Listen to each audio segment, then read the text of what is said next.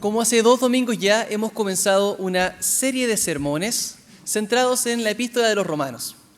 El día de hoy corresponden solamente 2 versículos, pero están tan cargados de potencia que el cuerpo pastoral decidió dejarlos aparte para un sermón en específico. Así es que, además, con esto del día de hoy finalizamos el proemio, que es la introducción de la epístola de los Romanos. Desde la próxima semana ya nos zambullimos por completo en los contenidos que esta nos trae. Pero para comenzar quiero invitarles a hacerse una pregunta que quiero que tengan presente a lo largo de este sermón. ¿Cuándo fue la última vez que sintieron vergüenza? Quiero invitarles a que viajen. Durante un segundo piensen en algún momento de su vida, no importa lo que sea, o por más vergonzoso que sea, piensen, ¿cuándo fue la última vez que sintieron vergüenza por algo? ¿Qué fue? ¿Cómo se sintió? Guarden eso sosteniéndolo por ahí en algún rinconcito de sus mentes y sus corazones mientras leemos y reflexionamos en el sermón del día de hoy.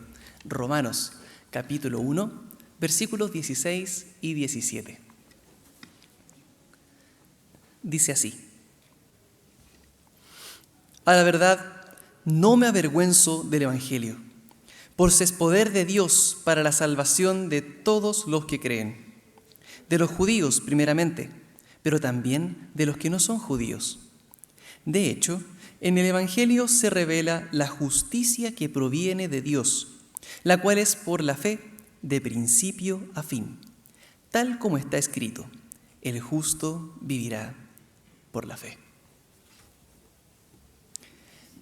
Para comprender lo que estos potentes 2 versículos nos tienen preparados, voy a invitarles hoy día a hacer un ejercicio inverso. Vamos a ir al revés. Vamos a partir desde atrás en este versículo y vamos a llegar al final decantando por su introducción. Y entonces vamos a hablar de 3 puntos principales. Primero, nos vamos a preguntar, ¿cuál es el contenido de esta fe? Una vez hablando del contenido, nos vamos a preguntar, ¿quiénes son los que creen? ¿Quiénes son estos que son llamados a creer? Tercero, vamos a preguntarnos cómo esto puede ser causa de vergüenza. ¿Sí? Vamos entonces al primero de estos puntos y vamos a volver varias veces sobre estos versículos. Repasemos con el versículo 17. Dice: De hecho, en el Evangelio se revela la justicia que proviene de Dios, la cual es por fe de principio a fin, tal y como está escrito: el justo vivirá por la fe. Esa sección es para nuestra tradición evangélica importantísima porque fundó una bifurcación hace 500 años en la época de la historia de la Iglesia con la escisión protestante, Martín Lutero y compañía. Y entonces se abanderaba esto del justo vivirá por la fe, diciendo que solo por la fe se recibe la salvación. Eso lo tenemos muy presente, pero hoy día no nos vamos a quedar en ese punto de la historia. Lo agradecemos, lo reconocemos, pero vamos más allá y nos vamos a sumergir en este texto en particular. No, me lo quería sacar, pero debo decirlo igual brevemente. Esta cita es de Habacuc, capítulo 2, versículo 4. Esto de el justo por la fe vivirá, o el justo vivirá por la fe, depende de la traducción, viene del Antiguo Testamento, viene de un profeta. Y no es coincidencia que el apóstol decida usar una cita del Antiguo Testamento para hablar sobre un aspecto vinculado con aquel que es considerado justo, relacionado con su fe. ¿Por qué? Porque la justicia, lo justo, el justo, es tema de toda la Biblia. Está desde el inicio de los Génesis al final de Apocalipsis. Si verifican los sermones en los que hemos estado presentes los años anteriores, cuando hemos tenido sagas como la de Gálatas, Corintios, pero también la de Miqueas, o también cuando hablamos incluso de las parábolas, siempre de alguna forma llegábamos al tema de la justicia. Esto es caro, esto es importante para Dios, la justicia y el justo. Y entonces ahí hay mucha carnita que picar y cocinar a fuego lento, que lo vamos a hacer en los sermones que vienen más adelante, porque el apóstol usa esta epístola para hablar mucho sobre la justificación por la fe, la justicia, y el tema va a brotar. Pero tengámoslo presente porque de esto parte hablando aquí, por eso es una introducción. ¿Con qué nos vamos a quedar por ahora, por hoy? El justo es aquel cuya vida es aprobada por Dios. Dios mira la vida de esta persona es justa. Las características de su vida son aprobadas por Dios. Después podremos abundar y dar esto en más profundidad. ¿Cuál es el tema? Que si Dios mira todas nuestras vidas, ¿cuánto recibiríamos el like completo de vida aprobada por Dios? Probablemente nadie. Nadie en plenitud. ¿Cuán bueno es suficientemente bueno?, decía un libro clásico que tuve que leer cuando era chico. No podemos. ¿Qué pasó? Que a pesar de que Dios se reveló en la historia al pueblo de Israel y en distintos momentos y en distintas eras, nos mostró su amor, nos mostró su gracia y cómo vivir, aún así ninguna persona logró este estándar que era esperado por Dios de su humanidad. ¿Qué tuvo que hacer? Vino Él mismo. Se encarnó en Jesús, caminó entre nosotros, nos enseñó, le matamos, murió y entregó su vida en la cruz del Calvario por nosotros. Y luego resucitó. Y en su muerte y resurrección restauró la relación de la humanidad con Dios, con nosotros mismos, con los demás y con nuestro entorno. Nos dio la salvación. Nos conectó nuevamente, nos dio vida, una vida plena. Eso es el mensaje de la fe. Y entonces ya no soy aprobado por cuánto hago o dejo de hacer. Soy llamado a hacer el bien siempre. Eso no ha cambiado, pero el clic de aprobación de Dios es por el sacrificio de Jesús y mi fe puesta en Él. No por cuánto hago yo. Ese es el contenido del Evangelio y eso es lo que dice aquí el apóstol en el 17, que esto se reveló en la justicia que proviene ya no de nosotros, ya no de nuestros esfuerzos, la justicia que proviene de Dios, lo cual es por fe, de principio a fin. Tal como está escrito, el justo vivirá por la fe. Entonces ese es el contenido del mensaje. Ahora, ¿quiénes son los que creen? Retrotraigámonos al versículo 16. Leámoslo de nuevo. Dice: a la verdad, no me avergüenzo del Evangelio, pues es poder de Dios para la salvación de todos los que creen, de los judíos primeramente, pero también de los que no son judíos. Esta es la traducción que nos ofrece la NBI 2022. Cuando uno va al griego de esta parte para comprender quiénes son, los judíos está claro, pero los que no son judíos, en otras traducciones al español dice gentiles. Cuando uno va al griego dice los heleni o los helénicos. Y estos son los griegos, si queremos ser más estrictos con la traducción. Entonces los judíos y los griegos. No es antojadizo. No es como que Pablo dijo, tiró un dardo y donde cayó, mira, cayó un judío, ponele judío. Cayó en griego, ponele griego. Ahí tenemos, no es antojadizo. Las iglesias cristianas de aquella época estaban constituidas por creyentes que venían desde su cultura. Antes de creer en Jesús, creían en otra cosa, por supuesto. Bueno, muchos de ellos creían antes como creen los judíos. Vienen de matriz judía y creyeron en Cristo.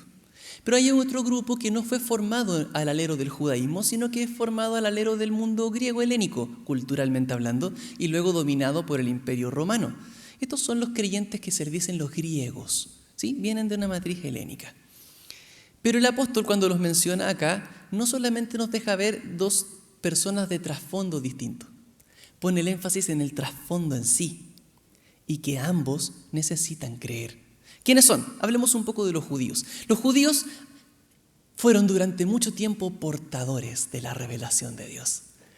Dios se les aparece desde los tiempos de Abraham, de Moisés, con la liberación, cargados de profetas, cargados de leyes, cargados de ritos, cargados de profundo sentido, llamados a ser especial tesoro entre las naciones para reflejar la gloria de Dios a quienes los miraran y decían, yo quiero ser como ellos y quiero conocer al Dios que tienen. Eso era llamado a ser el pueblo judío. Construyeron ritos, construyeron muchas cosas. Si quiere conocer algunas de las cosas que hizo, este semestre tendremos, paso el aviso, Números y Levíticos. Podrá inscribirse en nuestra academia bíblica más tarde. Les invito a que puedan allí estar con nuestro profesor que es especialista en estas materias. Podrán conocer las leyes del levirato, pureza, santidad y narraciones en el desierto del pueblo de Israel. Maravilloso. Hasta aquí el aviso. Volviendo al sermón, podremos conocer entonces que este pueblo judío, y hoy día lo menciono, construye una religión y una forma de creer y de vivir culturalmente que pareciera muy cercana a lo que Dios reveló, porque Dios se les reveló. Bueno, ellos, con toda su construcción, con toda su herencia, con todo lo que son, necesitan creer en Jesús para salvación. Y de aquí ya vamos sacando un punto inmediatamente. No hay estructura religiosa, por más santa que parezca, que nos dé salvación. No hay. Porque aún los judíos que portaban toda esa revelación directa del Padre de distintas formas, no pudieron sino tener que creer en Jesús para alcanzar la comunión con Dios renovada y con todos los demás, para comprender esta revinculación con Dios y comprender esto que se ha revelado en el Evangelio. ¿Sí? No hay estructura religiosa que reemplace el sacrificio de Jesús en la cruz.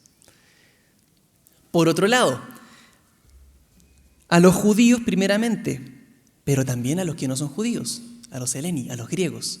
¿Por qué? Porque también hay un grupo de personas en esa época que era instruida en clásicos. Eran formados, por ejemplo, con Homero, eran formados en retórica, eran formados en oratoria, eran formados con poemas y un montón de otros clásicos griegos, y así entonces crecían en las culturas, estimulando el pensamiento, estimulando la reflexión, ¿sí? Para poder ser un integrante que aporte en su sociedad. Pero ellos, con toda su reflexión y su tradición filosófica, también necesitan creer en Jesús para alcanzar salvación.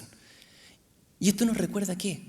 Que no importa cuánto estudiemos, cuánto conocimiento acaparemos y cuánta reflexión logremos, nada reemplaza al sacrificio de Jesús en la cruz. Nada. Nada. Y entonces todos, sin importar qué tan religiosos puedan ser, qué tan intelectuales puedan ser, qué tan emocionales puedan ser, qué tan entregados y abnegados puedan ser, todos necesitamos creer en Jesús para salvación. Y eso es lo que hace la diferencia. Y eso a nivel de magnitudes no se compara a nada. Y nuestros esfuerzos vienen después para responder a esto que nos pasó. Pero antes no, antes es la fe en Jesús. Nada lo reemplaza. Habiendo aclarado esto, entonces quisiera reflejar y decantar lo que dije recién con una cita de una epístola hermana, que es la epístola de los Gálatas. Algunos autores llegan a decir que es como un Romanos medio resumido. No es tanto, pero hay algo un poco de eso. Y vamos a leer Gálatas capítulo 6, versículo 14. Gálatas 6, 14. Hay una expresión muy bonita que me parece que encarna bien esto que estamos diciendo acá. Dice, hablando el apóstol Pablo: en cuanto a mí, jamás se me ocurra jactarme de otra cosa sino de la cruz de nuestro Señor Jesucristo, por quien el mundo ha sido crucificado para mí y yo para el mundo. ¿Y por qué eso sirve esto de puente? Porque aquí está hablando de jactarse o de enorgullecerse o de aquello que da prestigio, aquello por lo que uno infla el pecho. Jamás infle yo mi pecho por otra cosa que no sea la cruz de Cristo. Eso propone el apóstol. Y es que probablemente hay cosas que dan orgullo o cosas que dan vergüenza. Volvamos entonces al punto de la vergüenza, ¿les parece? El inicio de nuestro versículo 16, ¿qué decía? Decía, a la verdad no me avergüenzo del Evangelio, pues es poder de Dios para la salvación de todos los que creen, de los judíos primeramente, pero también de los que no son judíos. No me avergüenzo del Evangelio. Nos preguntábamos al inicio, ¿cómo puede el Evangelio dar vergüenza? ¿Qué es esto de la vergüenza? Hoy en día, todos intuitivamente, por eso preguntaba al inicio, hemos sentido vergüenza de alguna forma. En las sociedades de la época donde el apóstol está escribiendo, esto de la vergüenza era un eje social aún más fundamental que hoy. Se le conoce como el eje honor-vergüenza. Todo se medía en base a eso. Hay cosas que dan honra y cosas que avergüenzan. Y eso que estás haciendo o te honra o te da vergüenza, no hay línea intermedia. Era más patente que hoy. El apóstol mismo utiliza esa palabra no de forma excepcional. Yo no me avergüenzo del Evangelio. El Evangelio no me da vergüenza. Pero a la vista de una persona distinta, oye, puede que sí, pudiera dar vergüenza. Es más, vamos a meternos en cómo el apóstol se presenta para cuestionarnos esto. Volvamos a la primera de los sermones de Romanos que tuvimos con el pastor Javier hace 2 semanas atrás, cuando leímos los primeros versículos. Vamos a Romanos 1. Romanos 1:1. Pablo, siervo de Cristo Jesús, llamado a ser apóstol. Ahí nomás, quedémonos ahí. El pastor nos explicaba ese día que el griego del cual viene este siervo no es un siervo como un mayordomo o como una persona que trabaja con bajo presupuesto. Ese siervo es un esclavo. Yo, Pablo, esclavo de Cristo Jesús, llamado a ser apóstol. Y entonces uno dice esclavo hoy en día y la empatía directa no está porque gracias a Dios en nuestra sociedad no tenemos una esclavitud como la que existió antes. Aunque algunos trabajos se sientan como un tipo de esclavitud. Digamos que la esclavitud antigua no está así como está acá. ¿Por qué? Porque el esclavo que está aquí no solamente es una persona que le cuesta la vida, que es maltratada, no tenía existencia como ser humano. El esclavo no tenía derechos más que los que les daba su amo. El esclavo no tenía propiedades, las propiedades eran de su amo. El esclavo ni siquiera podía decidir sobre su cuerpo. Era decisión de su amo. El esclavo no tenía nada, el esclavo no era nada, sino un objeto para ser usado y desechado por quien era su dueño. Yo, Pablo, esclavo de Cristo Jesús.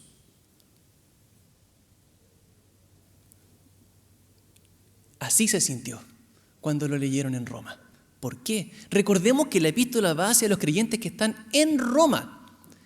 ¿Qué era Roma? La capital del imperio más poderoso que el mundo haya conocido hasta ese momento. Con dominios que se extienden de los dos lados del sol. Salida y entrada. El centro del poder político, el centro del poder militar, el centro del orgullo por haber instaurado la paz, la famosa Pax Romana. A esos creyentes que viven en esa cultura, en esa ciudad, les dice: hola queridos, yo soy Pablo, esclavo de Cristo Jesús, llamado a ser apóstol. ¿Se fijan lo impactante? Eso, para una persona que no tiene el Evangelio en cuenta, eso es vergonzosísimo. Es tomar lo peor de la sociedad y decir: a la luz de Cristo yo soy eso, y no me da para más, comparado con Cristo. Pero no solo allí. Vamos ahora al sermón de la semana pasada que dio el pastor Rudy, que es de la siguiente sección. Entonces vamos a Romanos capítulo 1, pero esta vez vamos al versículo 14. En el versículo 14, el apóstol nos dice otra cosa sobre cómo se autopercibe. Dice: estoy en deuda con todos, sean cultos o incultos, instruidos o ignorantes. Estoy en deuda con todos, sean cultos, incultos, instruidos o ignorantes. Estos cultos, incultos, instruidos o ignorantes, la palabra que utiliza en el griego es la de bárbaro, se traduce como bárbaro y hace referencia a aquellos que de partida no eran parte del imperio en sí, sino que estaban en sus fronteras y que no tenían tampoco la formación del imperio, sino que a lo más los tenían contratos medianamente buenos para que les cuidaran y los otros pueblos más lejanos no les llegaran a hacer la guerra directamente a Roma, como tributarios, pueblos bárbaros. No eran parte de la cultura grecorromana. Son bárbaros. Leer y escribir, olvídate, son bárbaros. Bueno, yo, Pablo, no solo soy esclavo de Cristo, soy deudor de bárbaros y de ignorantes. Los bárbaros y los ignorantes eran el grupo humano del cual el imperio obtenía sus esclavos. Los esclavos venían desde allí. O sea, no solamente él se consideraba un esclavo, sino que además era deudor de otros candidatos a esclavos. Literalmente. Y uno se pregunta: ¿cómo puedo deberle yo algo a alguien que no tiene nada? Y que no es nada. De ese que no tiene nada, de ese que no es nada, yo, apóstol Pablo, soy deudor. Esto, sin tener el Evangelio en cuenta, esto es escandaloso. Bueno, en las predicaciones de Corintios del año 2023 leíamos que la cruz es escándalo para los judíos y locura para los griegos, o los de formación griega. Evidentemente, sin el Evangelio presente, esto es un escándalo. Como el apóstol, el fundador de iglesias, aquel que nos enseña por todos lados, alguien a quien Dios se le ha aparecido, que habla con autoridad, viene y me dice que es un esclavo y que le debe a otros esclavos. Claro, porque no es un esclavo cualquiera, es un esclavo de Cristo, es a la luz de Cristo Es en presencia de Cristo, es por cuando se compara con la salvación del Señor, cuando se pone ante la presencia de Dios. No le queda otra que decir, Señor, lo único que puedo ser es un esclavo. ¿Cómo me comparo contigo? ¿Qué es esto? La restauración con el Padre, la vida nueva, la transformación de mi ser, un nuevo norte, un nuevo sentido de vida, amor para compartir, perdón. O sea, la magnitud de lo que hiciste allá en esa cruz y lo que haces hasta el día de hoy por tu Espíritu. Ante eso, ¿qué más puedo ser? Sino alguien que está perdido sin ti. Por eso el apóstol no tiene problemas en presentarse de una forma que pudiera ser vergonzosa, a la vez que dice, no me avergüenzo del Evangelio. Ese Evangelio que me dio vida, eso que es poder para salvar y transformar a todos, no tengo cómo avergonzarme de eso. Bueno, pues, habiendo entendido entonces el pasaje, quiero invitarlas a tener algunas preguntas de reflexión. Ya vamos terminando. Algunas de ellas. ¿Qué puede causarnos vergüenza hoy? ¿Qué sí debiera causarnos vergüenza hoy? Número 1, el Evangelio no, espero. Si lo hemos comprendido, si nos hemos encontrado con ese Cristo que se revela en las Escrituras, si la salvación nos ha transformado, es la magnitud de esa obra, no tiene cómo darnos vergüenza. No tiene cómo. Puede ser que no lo hayamos comprendido, que no hayamos quizás abierto el corazón o la comprensión. Está bien, esto es un proceso, pero una vez llegado a este punto, solo estoy perdido sin ti, podríamos decirle al Señor. Ahora, ¿pero qué sí podría dar vergüenza? Bueno, otro evangelio. ¿Pero cómo otro evangelio? Pues, por ejemplo, una predicación del evangelio en que Jesús no es el centro. Tristemente, estamos muy cerca como mundo cristiano y evangélico de mensajes así, centrados en la experiencia del que predica, en el carisma del que predica, en la producción musical que acompaña al que predica, centrados en lo que soñó, lo que vivió, lo que le reveló, y no en la cruz de Cristo, y no en la palabra, y no en Dios mismo como el centro del mensaje. Eso debiera darnos vergüenza. Eso sí debiera darnos vergüenza. Pero no solo eso. Una fe una fe cuya fuente de orgullo, cuya fuente de prestigio, una fe cuya razón para inflar el pecho es una distinta a la cruz de Jesús. Por ejemplo, cuando inflamos el pecho por nuestra religiosidad. Oye, pero es que yo voy a la Alianza en Pro porque, miras tú, la liturgia, un relojito. Y cantamos, oramos, ofrendamos, hacemos todo y terminamos con tiempo. Podemos conversar y tomarnos un cafecito. Yo estoy orgulloso de mi iglesia. ¿Sí? Fíjense que eso es sano, no está mal. Pero comparado con lo que debiéramos sentir a la cruz de Cristo, eso no es nada. Y si por algo inflamos el pecho, antes que todo, y a raíz de eso, es por el sacrificio de Jesús en la cruz y su obra en nuestras vidas, personal y comunitaria. Entonces una religiosidad que no tiene allí el centro se transforma en una religiosidad superficial. Y de eso nos tenemos que avergonzar, si es que nos pasa. Pero no solo eso, también debiera avergonzarnos una intelectualidad infértil. ¿Qué es una intelectualidad infértil? Aquello, persecución del conocimiento y del estudio porque sí, cuando se abre la mente pero no el corazón. Si vamos a participar de estudios de academia bíblica, si vamos a exponernos ante un sermón reflexivo y profundo, es porque estamos abiertos a la posibilidad que Dios nos pida algo, nos ayude a cambiar algo, nos enseñe algo, transforme algo. Y porque estamos dispuestos a responder a lo que escuchamos. No para calentar la banca, por hermano. Si para calentar banca hay asientos más cómodos. Sí. No, es porque estamos expuestos ante Dios. Si no exponemos nuestra vida entera ante aquello que hemos aprendido, se transforma en una intelectualidad infértil. Y de eso nos tenemos que avergonzar. No solo de eso, también de cuando ocurren descontroles emocionales y centramos nuestra vida de fe en expresiones propias de religiosidad emocional, en expresiones como un canto maravilloso, en expresiones como las inflexiones de oratoria del predicador que bajó la voz o que habló o el chiste que tiró. Cuando transformamos la vida de fe y el centro del orgullo en, oye, es que en mi iglesia el espíritu vieras tú cómo se siente. Y oramos y pasamos 3 horas orando. ¡Qué bonito! Si algo así pasa, pucha, gloria a Dios. Pero si de algo infla el pecho, no es de eso. Es de lo que hizo Cristo. Ya me puse repetitivo, pido perdón. Pero es que es así, es de lo que hizo Cristo en la cruz del Calvario. Es de la vida que me dio y que restauró. Y que nos restaura a todos. Y lo demás está presente o no, sí, pero allí no puede estar el centro. Cuando el centro está allí, eso debiera darnos vergüenza.